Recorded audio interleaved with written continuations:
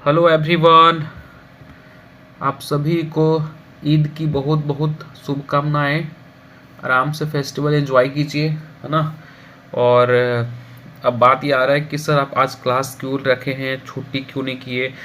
छुट्टी इसलिए नहीं किया क्योंकि अगर आप देखेंगे कि आपका जो एग्ज़ाम है वो कुछ महीनों में इनका डिटेल नोटिफिकेशन आ जाएगा और आप देखो कितना चीज़ आपको पढ़नी है, तो आप स्किप नहीं कर सकते। आपके घर में दिक्कत है, बहुत ज़्यादा लोग आए हुए हैं जो है, तो आप रिकॉर्डेड देख लेना, आप बाद में देख लेना। लेकिन मैं क्लास स्किप नहीं कर सकता गाइस, क्योंकि आप सोचो ना, यहाँ पे देखो अभी हम इस स्टेज पे खड़े हुए हैं, यहाँ से हमारी गाड़ी स्टार्ट हुई थी, हम अभी यहाँ पे खड़े हैं। ठीक है, हमें प्लांट पैथोलॉजी के अंदर 3 सब्जेक्ट ओवर करनी है। प्लांट पैथोलॉजी करना है, निमेटोलॉजी करना है, एंटोमोलॉजी करना है। 3 सब्जेक्ट यहाँ पे करनी है आपको, वो भी डेप्थ में जाकर करनी है। ठीक है, साथ में आप यहाँ से जब निकलोगे तो ये तो पोर्शन हमारा कवर हो ही जाएगा। ठीक है, ये तो यहाँ पे कवर हो गया। फिर आप जाओगे तो आपको मैं हिंदी की 4 से 5 क्लासेस कराऊंगा, क्योंकि क्वालिफाइंग है। अगर यहाँ पे आप क्वालिफाई नहीं करते हो तो बाकी पेपर ही आपका चेक नहीं होगा। तो ये मस्ट हो जाता है कि आपको इसमें भी अच्छा स्कोर करना होगा, मतलब क्वालिफाई करना ही होगा। ठीक है, और उसके बाद हमें कवर करना है जनरल एग्रीकल्चर, जहाँ पे आपके सारे सब्जेक्ट आ जाएंगे, agronomy, horticulture, soil science, entomology, pathology, seed science, सारा यहाँ पे आ जाएगा। तो उसे भी हमें कवर करनी है। इसके बाद हमारा यहाँ से जब निकलोगे तो आपका बचेगा जीके जीएस, उसे भी कवर करवानी है। तब जाके आप जो है फाइनली अपने गोल तक पहुंच पाओगे। तो सोचो ना, इतना कुछ आपको पढ़ना है। और आप अगर ये वेट कर रहे हो कि सर जब नोटिफिकेशन आ जाएगा तो मैं अपनी प्रिपरेशन स्टार्ट करूंगा, तो आप सोचो ना गाइस, आप यहाँ पे रहोगे तब तक बच्चे यहाँ पे पहुँच चुके होंगे। तो सोचो आप कितना पीछे रह जाओगे, है ना। इसलिए this is the right time. अभी आपके ऊपर कोई बर्डन नहीं है, कोई प्रेशर नहीं है कि एग्ज़ाम कब होने वाला है। क्योंकि होता क्या है कि जब नोटिफिकेशन आ जाएगा तो आपके पास एक प्रेशर रहेगा कि सर इस तारीख को मेरा एग्ज़ाम है, इतना ख़त्म करो जल्दी जल्दी, मतलब कहीं ना कहीं आपका माइंड बिजी हो जाएगा। अभी आपके पास कोई टेंशन नहीं है, एग्ज़ाम जब होना होगा आराम से हम तैयारी करेंगे। ठीक है, तो इसलिए अभी से ही स्टार्ट कर दीजिए अगर अभी तक आपने स्टार्ट नहीं किया है। प्लांट पैथोलॉजी के अप्रॉक्स आपके 6 to 7 लेक्चर हमारे हो चुके हैं और काफ़ी अच्छे तरीके से मैंने डिस्कस किया है, एक एक टॉपिक को किया है। और मैंने ये आपसे ये भी प्रॉमिस किया है कि आप सारे क्लासेस लगाने के बाद कोई सा भी मॉक टेस्ट देना, और एक भी क्वेश्चन आपको ऐसा लगे कि हमारे क्लासेस में डिस्कस नहीं की गई हैं तो बताना मेरे को। सारे लेक्चर से ही क्वेश्चन होंगे आपके, सारे शॉर्ट नोट से ही क्वेश्चन आएंगे गाइस। तो ट्रस्ट करो और उम्मीद के साथ मेहनत करो। ठीक है, चलिए तो आज के लेक्चर में हम लोग क्या डिस्कस करने वाले हैं ये बताता हूँ आपको। तो आपको पता है कि कल की क्लासेस में हम लोगों ने डिजीजेज ऑफ राइस के ऊपर कंप्लीट बातें कर ली थी। हमारा ये टॉपिक ओवर हो चुका था। हम लोग आज, क्योंकि देखो वीट के बारे में थोड़ा डिटेल में समझेंगे, बार्ले वगैरह से उतना ज़्यादा क्वेश्चन नहीं आता, यहाँ से भी पर मिनट से भी उतना क्वेश्चन नहीं आता। 2 से 3 ऐसे डिजीज हैं जहाँ से आपके क्वेश्चन 1-2 बार पूछे गए हैं, तो उसको मैं यहाँ पे डिस्कस कर लूँगा। ठीक है, मैं आपको वो 2 से 3 डिजीज है जो यहाँ पे पूछे जाते हैं वो मैं पढ़ा दूंगा। ठीक है, तो आप लोग रेडी हो? चलिए फिर गाइस, नोट्स आपको हमारे टेलीग्राम पे मिलेगा या हमारे व्हाट्सएप ग्रुप पे मिलेगा, लिंक डिस्क्रिप्शन में गिवन है, जाके ज्वाइन कर सकते हैं। चलिए सबसे पहले हम लोग डिजीज़ के वीट के जो डिजीज़ हैं उनके बारे में डिस्कस करते हैं। टिल देन रेडी हो जाइए आप लोग फटाफट। सबसे पहला डिजीज़ आपके सामने जो आ रहा है वो है रस्ट। ठीक है, बहुत सुने होंगे कि सर रस्ट रस्ट रस्ट। अब देखो रस्ट जो है ना वो 3 टाइप का होता है। एक होता है ब्राउन रस्ट। ठीक है, अब ये क्वेश्चन कई बार आता है, brown rust is also known as leaf rust, है ना। ब्राउन रस्ट को क्या बोलते हैं? लीफ रस्ट बोलते हैं। येलो रस्ट को क्या बोलते हैं हम लोग? स्ट्राइप रस्ट बोलते हैं। तो उनके अल्टरनेटिव नेम भी आपको पता होने चाहिए। Brown rust is known as leaf rust, yellow rust is known as stripe rust, और एक और होता है ब्लैक रस्ट। ठीक है, और ब्लैक रस्ट को क्या बोलते हैं गाइज? स्टेम रस्ट, है ना। Black rust is known as stem rust. अब हम लोग 1 by 1 देखते हैं। तो सबसे पहले आपके पास आ रहा है ब्राउन रस्ट। अब यहाँ पे देखो क्या है, ये होता किसके वजह से है? पक्सिनिया रिकोन्डिटा ट्रिटिशाई के वजह से, है ना। आप देख पा रहे होंगे कि इनके सिम्टम क्या है कि आपको लीफ के ऊपर ऐसे छोटे छोटे पस्यूल के फॉर्म में बहुत सारे रस्ट आपको देखने को मिलेंगे, कुछ इस तरीके का। ठीक है, आप देख पा रहे होंगे। और पूरी लीफ में ये जो स्पोर्स होते हैं ना वो फैल जाते हैं। ऑरेंज कलर का होता है आपका, पूरे लीफ में आपको देखने को मिल रहा होगा। तो ये आपको ब्राउन रस्ट के केस में देखने को मिलता है। नो, अब आपका जो येलो रस्ट है ये कॉज होता है पक्सिनिया स्ट्रीफॉर्मिस। तो याद रखना है मेरे भाई कि भाई ब्राउन रस्ट की बात करेगा तो ये किसकी वजह से हो रहा है, पक्सिनिया रिकॉन्डेटा। येलो रस्ट की बात करें जिसको स्ट्राइप रस्ट बोल रहे हैं, ये पक्सिनिया स्ट्रीफॉर्मिस के वजह से होता है। यहाँ पे क्या होता है सिम्टम में कि आपको लेमन येलो पस्ट्यूल देखने को मिलेंगे। कहाँ पे, रो ऑफ लीफ और लीफ सेथ आपकी ग्लूम्स के ऊपर। अब देखिए लीफ सेथ के ऊपर आपको दिख रहा है ना येलो कलर के आपको स्पॉट्स देखने को मिल रही है, देखिए है ना, येलो कलर के आपको स्पॉट्स देखने को मिल रहा होगा, ये देखिए। तो ये जो आपको दिखाई पड़ रहा है लेमन येलो कलर का, वो है क्या, येलो या स्ट्राइप रस्ट। किसके वजह से होता है फ्रेंड्स, पक्सिनिया स्ट्रीफॉर्मिस। याद रख कर लीजिए, अभी याद कर लीजिए, बात के लिए कुछ नहीं। ठीक है, क्लियर हो गया यहाँ तक। चलिए आगे बढ़ते हैं। अब एक क्वेश्चन आपके एग्जाम में आया हुआ था, एग्जाम का नेम हमें अभी भी याद है क्योंकि उस एग्जाम में एक स्टूडेंट ने क्वेश्चन गलत करके आ गया था। कोई एग्जाम था आपका AFO agriculture field officer. Question ये था कि उन्होंने 3 रस्ट जो आपने पढ़ा ना उनके नेम दे दिए थे और उन्होंने पूछा था कि कौन सा रस्ट सबसे डेंजरस होता है। तो याद रखना ब्लैक रस्ट जो होता है ना ये सबसे डेंजर होता है। अगर ये हो गया तो आपका लगभग पूरे फील्ड को ही खत्म कर देगा, मतलब पूरा वीट का प्लांट ही आपका खत्म हो जाएगा। तो इसलिए इसे हम किलर डिजीज ऑफ वीट भी बोलते हैं। ठीक है, तो ब्लैक रस्ट जिसको क्या बोल रहे हैं, स्टेम रस्ट बोल रहे हैं, it is also known as killer disease of wheat. ये होता किसके वजह से है सर, तो पक्सिनिया ग्रामिनीस टिटिसाई, पक्सिनिया ग्रामिनीस टिटिसाई के वजह से होता है। और इसको मैंने बताया कि किलर डिजीज ऑफ वीट क्यों बोलते हैं, क्योंकि ये अगर हो गया तो पूरे के पूरे फील्ड में वीट के प्लांट को किल कर देगा। ठीक है, सिम्टम क्या होता है सर, कैसे पहचानेंगे कि हमारे फील्ड में येलो रस्ट है कि ब्लैक रस्ट है। तो याद रखना यहाँ पे सिम्टम, यहाँ पे आप देखो कुछ इस तरीके का देखने को मिलेगा, है ना, डार्क रेडिश ब्राउन कलर का आपको पस्ट्यूल देखने को मिलेगा। कहाँ पे, स्टेम के ऊपर, लीफ के ऊपर, है ना, और लीफ सेथ के ऊपर आप देखेंगे ना तो आपको कुछ इस तरीके का, देखो इस तरीके का डार्क ब्राउन।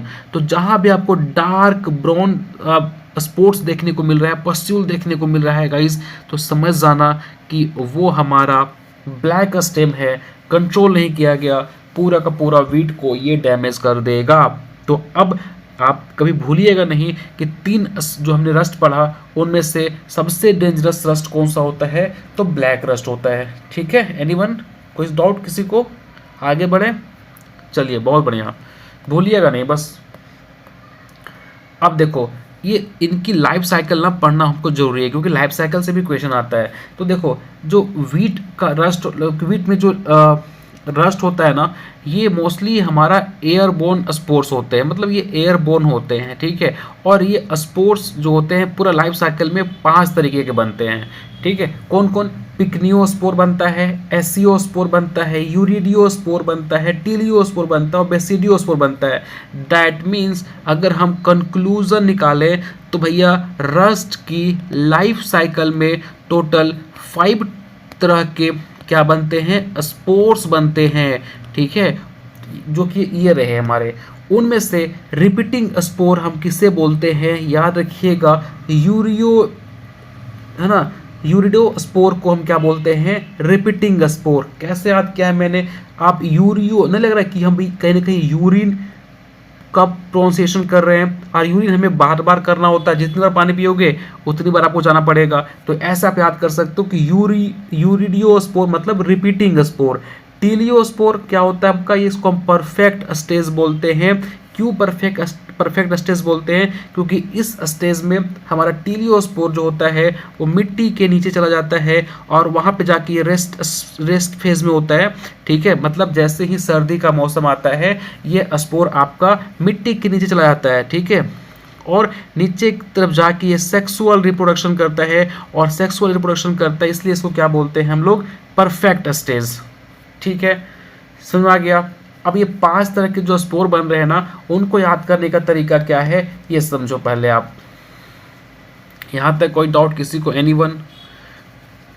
देखो क्या है वो तरीका याद करने का। PAU पंजाब एग्रीकल्चर यूनिवर्सिटी में टीबी हो गया, ठीक है। पंजाब एग्रीकल्चर यूनिवर्सिटी में टीबी हो गया। पी से क्या हो गया? पिकनियोस्पोर। ए से क्या हो गया? एसियोस्पोर। यू से क्या हो गया सर? यूरियोस्पोर। टी से क्या हो गया सर? टीलियोस्पोर। बी से क्या हो गया सर? बेसिडियोस्पोर। ठीक है, तो ऐसे आप कर सकते हो। पंजाब एग्रीकल्चर यूनिवर्सिटी में टीबी हो गया, यहाँ से क्वेश्चन आपका आया हुआ है। ठीक, क्लियर हो गया। अब और थोड़ा सा अंदर जाके हम बातें करते हैं, क्योंकि क्वेश्चन अगर ऊपर से पूछ दिया, डीप से पूछ दिया, तो भी हमारा क्वेश्चन ना छूटना चाहिए। कलर चेंज कर दे रहा हूँ ना, ठीक है। लो अब यहाँ पे देखो, ये जो आपको स्पोर दिख रहे हैं, यूरिडियोस्पोर, टीलियोस्पोर, बेसिडियोस्पोर। कौन कौन? यूरिडियोस्पोर, ठीक है, टीलियोस्पोर और बेसिडियोस्पोर। ये नीचे के 3, ये कहाँ पे डेवलप होते हैं? तो याद रखिएगा सर, ये डेवलप कहाँ पे होते हैं? तो ये आपके वीट के प्लांट में डेवलप होते हैं। मतलब ये स्पोर आपको वीट के प्लांट में देखने को मिलेगा। पिकनियोस्पोर और एसियोस्पोर ये वीट में नहीं बनते, ये अल्टरनेट होस्ट में बनते हैं। मतलब विपरीत कोई होस्ट होगा जो वीट के अलावा कोई और जो इनके होस्ट होंगे ना, ये वहाँ पे डेवलप होते हैं। ठीक है, समझ में आ गया कि भाई 3 जो है, यूरिडियोस्पोर, टीलियोस्पोर, बेसिडियोस्पोर, ये वीट के प्लांट में बनते हैं। और जो आपके पिकनियोस्पोर और एसियोस्पोर जो है वो अल्टरनेट होस्ट, जैसे कि बारबेरी का प्लांट हो गया, ठीक है, उनमें ये ग्रोथ होते हैं। ठीक, इज इट क्लियर एवरीवन? यहाँ तक कोई डाउट? चलिए आगे बढ़ते हैं। देखो अब हम पढ़ने वाले हैं, जो अभी हमने पढ़ा ना, क्रस्ट अलग टाइप के होते हैं, उनमें अलग अलग स्पोर बनते हैं। तो ये जो स्पोर्स बन रहे हैं ना गाइस, अस्कोस्पोर, बेसिडियोस्पोर, उनका लाइफ साइकिल इंपॉर्टेंट है और सब कहीं ना कहीं एक दूसरे से रिलेटेड है। तो ये जो आपका लाइफ साइकिल है ना, ये आपको जानना चाहिए, और ये जानोगे तो आपको लॉट्स ऑफ एमसीक्यू और आपके जो ट्रिकी क्वेश्चन होते हैं ना, वो आप आराम से हैंडल कर लोगे। और काफ़ी इंटरेस्टिंग सा स्टोरी है, आपको बस सुनते रहना है। ठीक है, देखो कहानी स्टार्ट कहाँ से होगी सर? तो कहानी स्टार्ट होती है यूरिडिनल स्टेज से, यहाँ से। ठीक है, यहाँ पे क्या होता है ये देखो कि जो पत्तियाँ होती है ना, वो नारंगी और भूरे रंग के वहाँ पे धब्बे देखने को मिलना स्टार्ट हो जाएगा। मतलब कि इस स्टेज के अंदर जो आपके लीफ होते हैं, इनके ऊपर आपको नारंगी रंग का ऐसे ऐसे स्पोर्स देखने को मिलेंगे। ठीक है, समझ में आ गया। और अब क्या होता है कि ये स्पोर्स जो होते हैं, ये हवा के माध्यम से, देख पा रहे हो यहाँ पे स्पोर बन गया। चलो मैं कलर भी दिखा देता हूँ, उसी रंग से दिखा देता हूँ। चलो नारंगी रंग कहाँ दिख रहा है भाई? ये रहा। चलो ये लीफ है हमारा, और ये नारंगी रंग का हमारे यहाँ पे देखेंगे तो स्पोर बना पड़ा है। ठीक है, अब ये स्पोर क्या होता है? हवा के माध्यम से ये स्प्रेड करता है और एक लीफ से दूसरे लीफ के पत्ती के ऊपर चला जाता है। और जब ये दूसरे लीफ की पत्ती के ऊपर चला जाएगा, तो ये जो स्पोर्स होते हैं वो पेनिट्रेट करके अंदर की तरफ चले जाते हैं। समझ में आ गया? कहाँ पे? तो लीफ के अंदर चले जाएंगे। अब लीफ के अंदर जाने के बाद ये आप देखेंगे बीमारी कि ये स्पोर ये एक सीजन में हो सकता है कि एक बार आए, हो सकता है एक से अधिक बार आ जाए। मतलब बीमारी आपको एक सीजन में एक से अधिक बार भी देखने को मिल सकती है। इसलिए हम इसको क्या बोल रहे थे? रिपीटिंग स्टेज बोल रहे थे। आपको मैंने ऊपर क्लियर दिखाया है, बताया भी था कि भैया यूरिडियोस्पोर को क्या बोलते हैं? रिपीटिंग स्टेज बोलते हैं। बताया था ना। क्यों बोल रहे हैं? क्योंकि ये रिपीट हो सकता है, एक सीजन में एक से अधिक बार इनके जो है वो इन्फेक्शन देखने को मिले। हो सकता है कि ये एक प्लांट से दूसरे प्लांट के ऊपर रिपीट करता हो, मतलब इन्फेक्शन फैलाता हुआ दिखेगा। ठीक है, तो इसलिए क्या बोल रहे हैं? इसको हम रिपीटिंग स्टेज बोल रहे हैं गाइस। बस सुनते रहो, सब समझ आ जाएगा। अब यहाँ पे क्या कहानी चल रहा था कि सर ये एक जो स्पोर है वो हवा के माध्यम से एक लीफ, एक वीट के लीफ के पत्ती से दूसरे लीफ के पत्ती के ऊपर चला गया। ठीक है, अब क्या होगा सर? अब यहाँ से पहुँचता है ये टीलियल स्टेज में। अब ये टीलियल स्टेज में क्या होता है देखो, अब जैसे जैसे फसल पकती है, क्योंकि अब टाइम निकल रहा है तो फसल क्या होगा, पकना स्टार्ट हो जाएगा। और अब गर्मी का टाइम आने लगता है, जैसे अभी देखेंगे तो गर्मी का टाइम चल रहा है, हमारे जो खेत में है वो वीट लगे पड़े हैं। तो यहाँ पे क्या होता है कि जैसे जैसे गर्मी पड़ने लगती है, फसल पकने लगती है, तो नारंगी रंग के जो मतलब ये जो धब्बे थे ना, वो किस कलर के थे भाई, किस कलर के धब्बे थे ये आपके ऑरेंज कलर के धब्बे थे। अब क्या होने वाला है, ये देखो, ये जो नारंगी रंग के धब्बे हैं ना, ये क्या हो जाएंगे, आपके ब्लैक पड़ने लगेंगे। ये धब्बे का कलर जो है वो चेंज हो जाएगा और ये धब्बे आपको ब्लैक कलर में देखने को मिलेंगे, स्पॉट्स आपको ब्लैक कलर में देखने को मिलने लगेंगे। ठीक है। और अब क्योंकि ये स्पोर बहुत ज़्यादा कड़ा होता है, मतलब बहुत मजबूत होते हैं, खराब मौसम हो जाए, चाहे मिट्टी बहुत कितना खराब मौसम हो गया, कुछ भी हो गया, कितना रेनफॉल हो गया, तो ये जो स्पोर्ट्स होते हैं ना गाइस, ये आपकी मिट्टी में भी सर्वाइव कर सकते हैं। और अगर उतना ज़्यादा बारिश वगैरह नहीं हुआ तो ये जो आपके क्रॉप के स्ट्रॉ होता है उसमें भी सर्वाइव करते हुए दिखेंगे। ठीक है। और इस टाइप के स्पोर जो बहुत मजबूत होते हैं उनको हम टीलियोस्पोर बोलते हैं। सिंपल, ऑरेंज से कन्वर्ट हो गया ब्लैक में, ब्लैक जो होता है बहुत मजबूत होता है, जिसको क्या बोल रहे हैं, टीलियोस्पोर बोल रहे हैं। ये टीलियोस्पोर मिट्टी के नीचे चला जाता है, या हो सकता है कि ये आपके क्रॉप रेसिड्यू हैं उनमें भी ये आपको सर्वाइव करता हुआ दिखेगा। ठीक है, समझ में आ गया। आगे बढ़े। अब क्या होगा सर, ये टीलियोस्पोर तो हमारा बन चुका है। अब जैसे ही फेवरेबल क्लाइमेट आएगा, मतलब ये अभी रेस्टिंग फेज में था, आप देखेंगे ना, ये क्या था भैया, ये मिट्टी के अंदर चला गया था, क्रॉप के रेसिड्यू के अंदर जाके आराम से छुप गया, मस्त बैठ गया, है ना, रेस्टिंग फेज में चला गया। ठीक है। और इसी रेस्टिंग फेज में ये अपना क्या करते हैं, ये अपना सेक्सुअल स्टेज क्लियर करते हैं गाइज। इसलिए हम लोग टीलियोस्पोर को परफेक्ट स्टेज भी बोलते हैं। क्यों? क्योंकि यहाँ पे ये सेक्सुअल रिप्रोडक्शन करते हैं, इनके लिए रेस्टिंग स्टेज होता है। ठीक है। आप देखेंगे यहाँ पे आपको दिखेगा, ये देखो, है ना। हम क्यों बोल रहे थे टीलियोस्पोर को परफेक्ट स्टेज, क्योंकि ये रेस्टिंग में होते हैं और यहाँ पे जाके ये क्या करते हैं, सेक्सुअल रिप्रोडक्शन करते हैं। ठीक है, यहाँ तक समझ में आ गई कहानी। अब जब फेवरेबल क्लाइमेट आ गया तो अब ये स्पोर जो है वो क्या करेंगे, जर्मिनेशन करेंगे वाया मियोसिस। ठीक है, ये अब स्पोर जर्मिनेट करना स्टार्ट कर देंगे। ठीक, यहाँ तक कोई दिक्कत।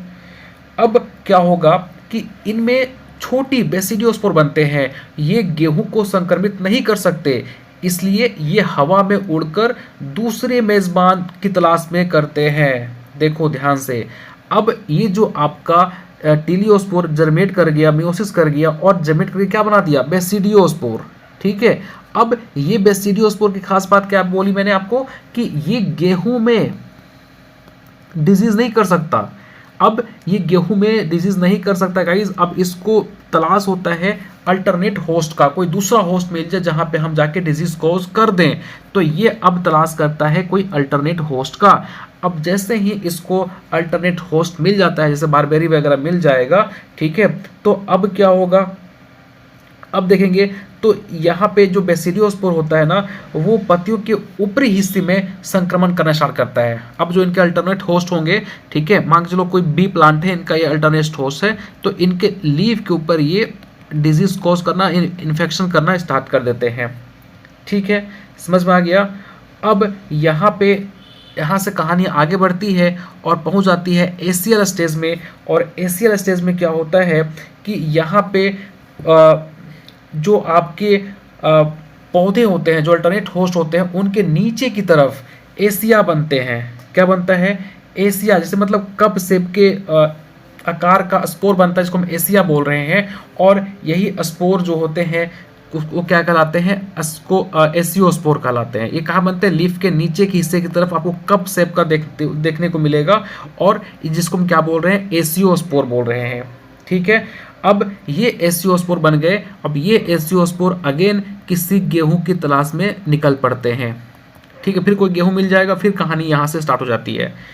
मैं फिर से समराइज कर दे रहा हूँ, ध्यान समझो क्या हुआ कहानी में। सिंपल सी बात था कि सर कहानी से मैंने यहाँ से स्टार्ट करी थी कि यूरिनल स्टेज में हमारा जो ऑरेंज कलर का सर स्पोर बनते हैं और ये स्पोर जो होते हैं वो फर्दर एक प्लांट से दूसरे प्लांट की तरफ हवा के माध्यम से चले जाते हैं। अब ये दूसरे लीफ के पत्ते के ऊपर जो हेल्दी प्लांट था हमारा उसके ऊपर चला गया, लीफ में पेनिट्रेट करेगा और फर्दर जैसे ही गर्मी बढ़ती है तो हमारा ये स्पोर रेस्टिंग फेज में चला जाता है, कलर भी इनका चेंज हो जाता है, ब्लैक कलर का हो जाता है और सर ये हो सकता है मिट्टी में या हो सकता है क्रॉप के रेसिड्यू में सर्वाइव करता है और यहीं पे जाके अपना सेक्सुअल रिप्रोडक्शन पूरा करता है।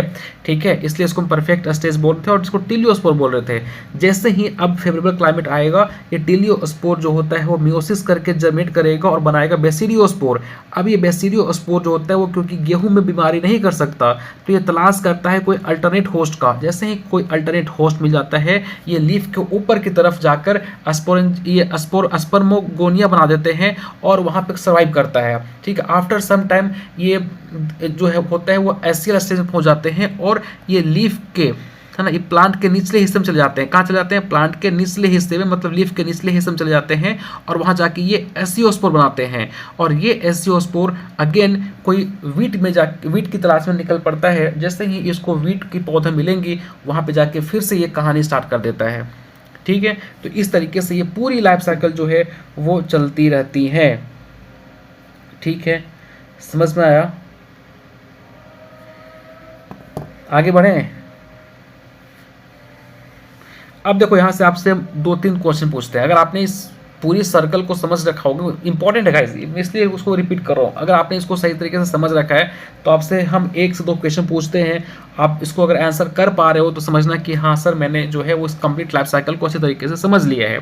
चलिए क्वेश्चन ये है, बताओ कि गेहूँ में बीमारी कौन फैलाती है? कौन सा स्पोर गेहूँ में बीमारी फैलाती है? बताइए, गेहूँ में बीमारी कौन सा स्पोर फैलाती है? बताइए बताइए। बहुत बहुत बढ़िया, बहुत बढ़िया। आप लोग बोल रहे हो सर यूरिडियोस्पोर, क्योंकि यही ना बीमारी फैला रहा था, एक लीफ से दूसरे लीफ के ऊपर जा रहा था, वहाँ पे जाके फिर धब्बे कर रहा था। तो यूरिडियोस्पोर जो है वो गेहूं में बीमारी फैलाती है। गेहूं पर ही बचाव वाले काले स्पोर्स बनते हैं, है ना? कौन सा ऐसा स्पोर है जो गेहूं पे ही बन रहा है लेकिन ब्लैक कलर का है? Of course teliospore. टीलियोस्पोर भी कहाँ बन रहा है? गेहूं पे ही बन रहा है ना, गेहूं पे ही बन रहा है ब्लैक कलर का। ठीक है, अब बताओ कि मिट्टी में कौन सा स्पोर बनता है गाइस? मिट्टी में कौन सा स्पोर बनता है? हाँ, अब देखो ना, यही जो टीलियोस्पोर थे, जैसे फेवरेबल क्लाइमेट आया तो मिट्टी में ही क्या किया, ये जर्मेट किया, मियोसिस किया और क्या बना दिया? बेसिडियोस्पोर। ठीक है, तो मिट्टी में क्या बनता है आपका? बेसिडियोस्पोर। ठीक है, और बाहर निकल जैसे बेसिडियोस्पोर निकलेगा वो फिर अल्टरनेट होस्ट की तलाश में चला जाता है। ठीक है, और कौन सा ऐसा स्पोर है जो वापस गेहूं में हमला करता है? तो एसियोस्पोर। ठीक है, समझ में आ गया होगा, होप सो। बहुत अच्छे तरीके से सिंपल तरीके से समझाने की कोशिश कर रहा हूँ। चलो आगे बढ़ते हैं और मूव करते हैं अगली बीमारी की तरफ, जो है आपका करनाल बंट। करनाल बंट को क्या बोलते हैं हम लोग? इसको हम लोग बोलते हैं सर पार्शियल बंट बोलते हैं। पार्शियल बंट बोलते हैं। ये होता किसके वजह से है? निवोसिया इंडिका या फिर टिलेटिया इंडिका की वजह से। मोस्टली आपको एग्जाम में ये दिखेगा। ठीक है, इसको सबसे पहली बार मित्रा ने रिपोर्ट किया था 1931 में। ठीक है, और इसको हम क्या बोलते हैं? कैंसर ऑफ व्हीट बोलते हैं। तो which one of the flowing disease is known as cancer of wheat? Karnal bunt, है ना? समझ में आ गया। और ये बीमारी इतनी ही घातक बीमारी है कि इसको बैन करके रखा गया है। आप अगर अपनी गेहूं को ट्रांसपोर्ट कर रहे हो, दूसरे जगह पे एक्सपोर्ट कर रहे हो, ठीक है, तो सबसे पहली बात वहाँ पे ये चेक होता है कि भैया इसमें कोई बीमारी तो नहीं है। जैसे अगर इंडिया जो है वो कहीं अलग अलग देशों में जो है वो वीट को भेजता है तो वहाँ पे प्रॉपर चेकिंग होती है कि कहीं इनमें कोई बीमारी तो नहीं है। खासकर इस बीमारी को चेक किया जाता है ना? तो इसलिए ये पहले इंपॉर्टेंट है, यहाँ पे आपको क्वारंटाइन इम्पोर्टेंस डिजीज़ है, ये याद रखिएगा, है ना? और ख़ास बात क्या है कि ये यहाँ पे आपको एयरबोर्न स्पोरेडिया देखने को मिलेंगे। फ्लावरिंग स्टेज में मोस्टली इन्फेक्शन होता है ना? और यहाँ पे जो कुछ जो ग्रेन्स होते हैं ना वो ब्लैक सूटी पाउडर में कन्वर्ट हो जाते हैं। और ये सूटी पाउडर में जब कन्वर्ट हो जाते हैं, इनको आप स्मेल करोगे तो ऐसा लगेगा कि मछली जो है वो सड़ गई है ना। जब मछली सड़ती है तो कैसा स्मेल आता है? वैसा स्मेल आएगा। मतलब मेरे भाई कि ये सपोज कि आपके वीट के बालियां हैं ये सड़ जाएंगे, तो यहाँ पे ये देखेंगे तो ब्लैक कलर के कन्वर्ट हो जाएंगे। जब इनको आप स्मेल करोगे तो ऐसा लगेगा कि मछलियाँ सड़ गई हैं, उस तरीके का स्मेल आता है। और ये स्मेल किसकी वजह से आता है? This is the examiner question. Trimethyl amine, ये ट्राइमिथाइल अमीन की वजह से स्मेल आपको देखने को मिलेगा। जैसे कि मैं आपको डायग्राम में दिखाता हूँ किस तरीके से हो जाता है।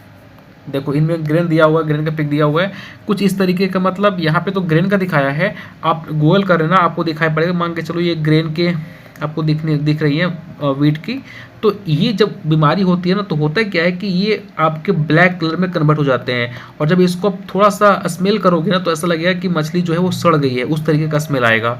अगर आपने फिर भी इनकी हार्वेस्टिंग कर दी और इनके जो सीड्स हैं वो आपने ले लिया, देखो कुछ तो ये काले काले दाने आपको दिखने को मिलेंगे इस तरीके का, जबकि हेल्दी आपको कुछ इस तरीके का दिखाई पड़ता है, पूरा अच्छे दिखाई पड़ेंगे। लेकिन अगर ये इन्फेक्ट हो चुके हैं तो कुछ इस तरीके के दिखाई पड़ेंगे। और इनको आप फर्दर मिलिंग करा के इनकी आप आटा बना लोगे ना, फिर आप कंज्यूम करोगे तो आपके लिए तो ख़राब होता ही है, यह सेहत के लिए ख़राब होता है। और वो आटे से भी आपको ऐसा लगेगा कि मछली की सड़न आप जो है वो उसमें लाता रहेगा। ठीक है, और ये बीमारी जो होती है वो सीड बोर्न भी है, सॉइल बोर्न भी है, एयर बोर्न भी है। तो याद रखिएगा कौन सा ऐसा बीमारी है जो तीनों टाइप का फैक्टर कंट्रीब्यूट करता है, सीड बोर्न भी, सॉइल बोर्न भी और एयर बोर्न में भी। तो याद रखिएगा कौन सा है? करनाल बंट। इसको क्या बोलते हैं? कैंसर ऑफ व्हीट बोलते हैं।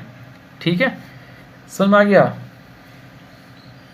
बहुत सारे कंट्री ऐसे हैं गाइस जो जिन्होंने बैन लगा के रखा है कि हम इस जो है वो यहाँ इस मतलब कोई पार्टिकुलर एरिया यहाँ पे बीमारी ज़्यादा देखने को मिलता है तो ये इंपोर्ट नहीं कर सकता, वहाँ से भी परचेस ही नहीं करते हैं। ठीक है, अब किसी का कमेंट से बैन क्यों किया हुआ है? अरे भाई बैन नहीं करोगे तो वो बीमारी उस एरिया में चले जाएंगे ना, वहाँ पे बीमारी नहीं है तो वहाँ भी चले जाएंगे।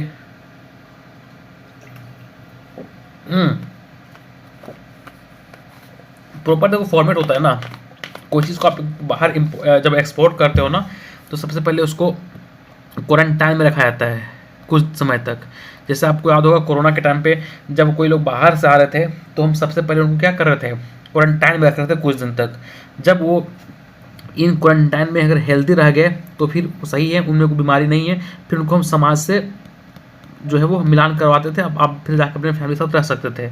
लेकिन ये क्वारंटाइन में ही अगर आपको बीमारी की पहचान हो गई तो फिर अगेन आप वहाँ से फिर अपने हॉस्पिटल वगैरह की तरफ चले जाइए, आपको अलग अलग कर दिया जाएगा। क्यों अलग क्यों किया गया? ताकि आप और भी पॉपुलेशन को डैमेज ना करें। तो यही आपका सीक्वेंस यहाँ भी फॉलो होता है। चलिए अगला आता है हमारा बीमारी जो है लूज स्मट, है ना। Loose smut is caused by Ustilago nuda tritici, है ना। ये क्या है? Internally seed borne. This is the question AFO ने पूछा है, नाबार्ड ने पूछा है, RRB SO ने पूछा है, इफ्को ने पूछा है, मल्टीपल एग्जामिनेशन में पूछा गया है क्वेश्चन ये। ठीक है, तो आपके एग्जाम के लिए भी इंपॉर्टेंट हो सकता है कि वीट की कौन सी ऐसी बीमारी है जो इंटरनली सीड बोर्न है। तो लूज स्मट किसकी वजह से होता है सर? यूस्टिलागो नोडा टिटिसाई, है ना। सिम्टम क्या होगा आप देखेंगे तो कुछ इस तरीके का आपको सिम्टम देखने को मिलेगा। आप ध्यान से देखिए, सबसे पहली बात बालियां जो है वो सड़ जाती हैं, और ये जो इन्फेक्टेड बालियां होती है वो नॉर्मल बालियां के कंपैरिजन में पहले ही ग्रो कर जाएगी, पहले ही ये आपको निकल जाती है, पहले ही इमर्ज हो जाती है। ठीक है, समझ में आ गया। और मोस्टली ये ब्लैकिश कलर के और मतलब इसमें ग्रेन नहीं बन पाता, लेकिन ब्लैकिश कलर की आपको ग्रोथ देखने को मिलेगा। ठीक, इसको ट्रीटमेंट करने के लिए हम सोलर हीट ट्रीटमेंट कर सकते हैं इनके सीड में, है ना। और किया भी था किसने? लूथरा और शूटर ने किया था। इनको आप हॉट वाटर ट्रीटमेंट भी दे सकते हो 54 डिग्री सेल्सियस पे 30 मिनट के लिए। इसने किसने किया था? जेनसेन ने किया था।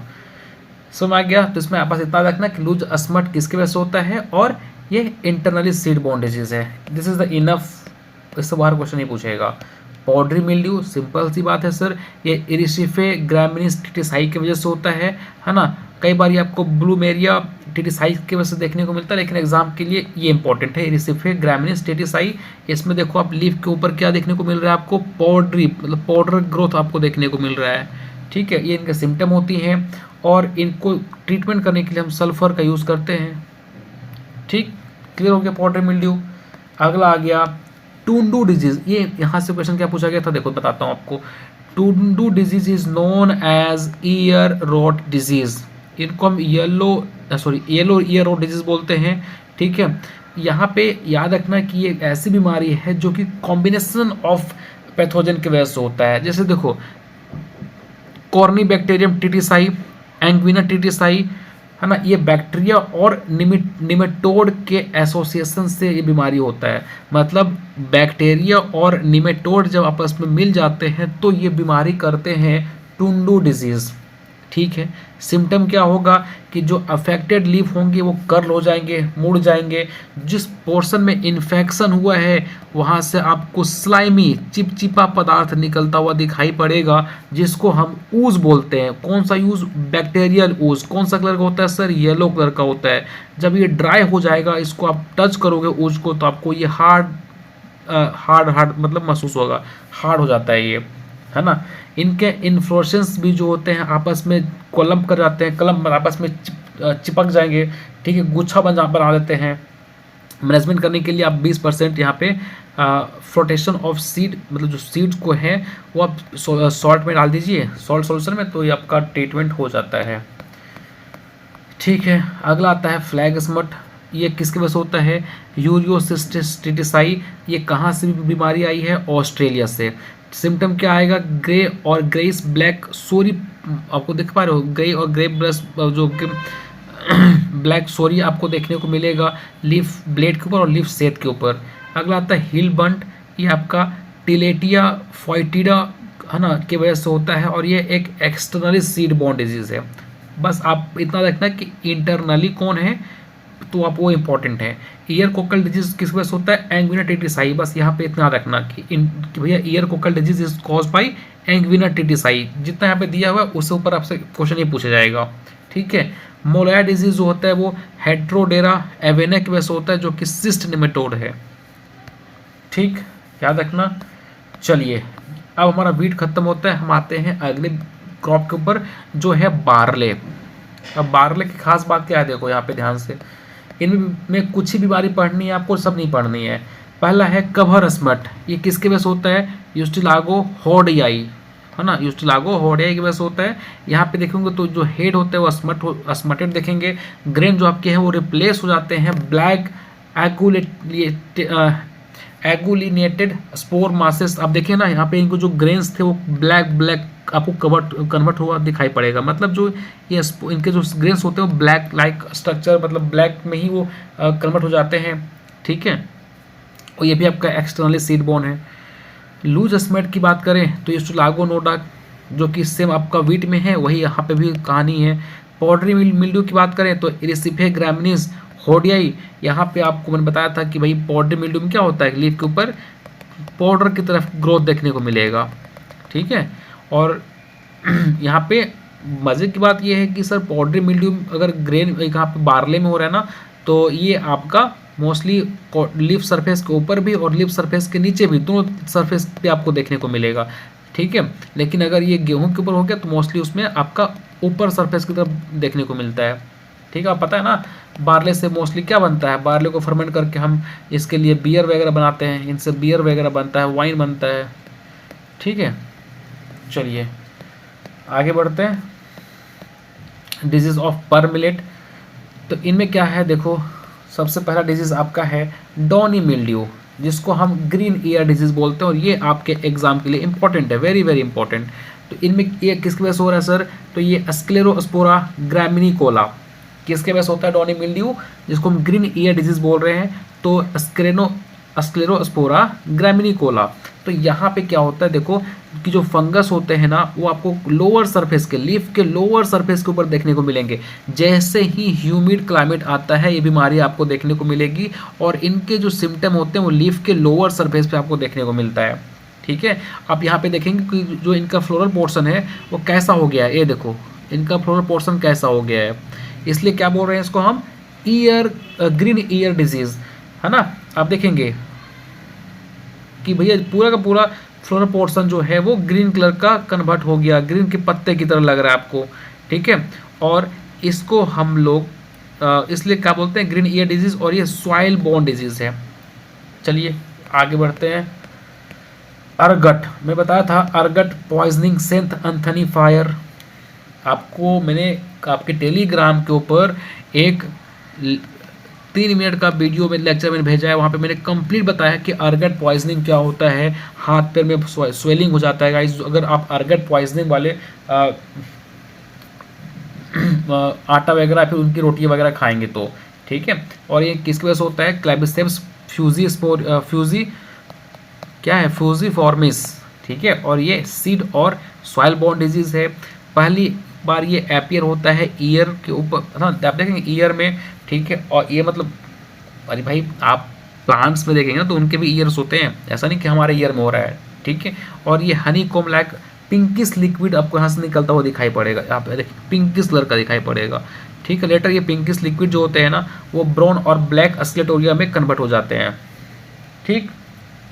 मैं बताया था कि जो इन्फेक्टेड ग्रेन होते हैं वो टॉक्सिन सब्सटेंस रिलीज करते हैं, इसको हम अर्गट बोलते हैं, है ना। और अगर इसको खा जाओगे तो भैया आपको बीमारी देखने को मिलती है, आपके हाथ पैर जो है वो सूज जाएंगे। तो अगर आपने हमारे वो 3 मिनट वाला लेक्चर नहीं देखा है ना तो आप उसको एक बार विजिट करो, आपको अर्गट पॉइजनिंग क्या होता है, इनको और किस किस नेम्स जानते हैं आपको पता चल जाएगा।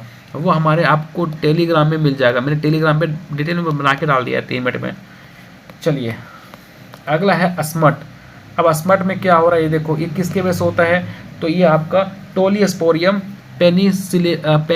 पेनिसिलिनेरिया, ठीक है। और इसमें बिगनी में क्या होता है ना कि ग्रेन आपके मस्त ग्रीन होते हैं, बड़े साइज के होते हैं, बट लेटर ऑन क्या हो जाता है ये ब्लैक कलर में कन्वर्ट हो जाता है। देखो ये हेल्दी वाला है, ये आपका इन्फेक्टेड है। तो हेल्दी वाला क्या आप देख पा रहे हो, स्टार्टिंग फेज में बड़ा साइज का है और ग्रीन कलर का है, लेकिन जब ये इन्फेक्शन हो जाएगा ना तो ये पूरा का पूरा ब्लैक कलर में कन्वर्ट हो जाता है, ठीक है। ये अस्मट है आपका। चलिए तो इतना ही रखते हैं आज हम लोगों ने, जो भी बीमारी पढ़ी उससे ज़्यादा आपको नहीं पढ़नी है, इतना ही आपके लिए सफिशिएंट है गाइज, है ना। हम लोग नेक्स्ट लेक्चर में शुगर केन वगैरह की बीमारी जो है वो डिस्कस कर रहे होंगे। तो ये लाइफ साइकिल जो मैंने आज आपको बताई हैं, कमेंट सेक्शन में मुझे जरूर बताना कि आपको वो समझ में आई या नहीं आई। नहीं समझ आई तो मैं उसके ऊपर एक डेफिनेटली अलग से वीडियो बना के आप तक शेयर कर दूंगा, ठीक है। लेकिन होप्सो मैंने उसको अलग तरीके से बहुत ही इजी तरीके से समझाने की कोशिश करी है, वो आपको समझ में आ गया होगा। नहीं समझ आया उसको बैक कीजिए और फिर से देखिए, समझ में आ जाएगा। और एक बात, अगर आपने हमारे टेलीग्राम ग्रुप को ज्वाइन नहीं किया है, व्हाट्सएप ग्रुप को ज्वाइन नहीं किया तो बहुत कुछ आप मिस कर रहे हैं। हमारे डिस्क्रिप्शन बॉक्स में जाइए, वहाँ पे गिवन आप जाके ज्वाइन कीजिए। चलिए फिर, थैंक यू सो मच, मिलते हैं नेक्स्ट लेक्चर में।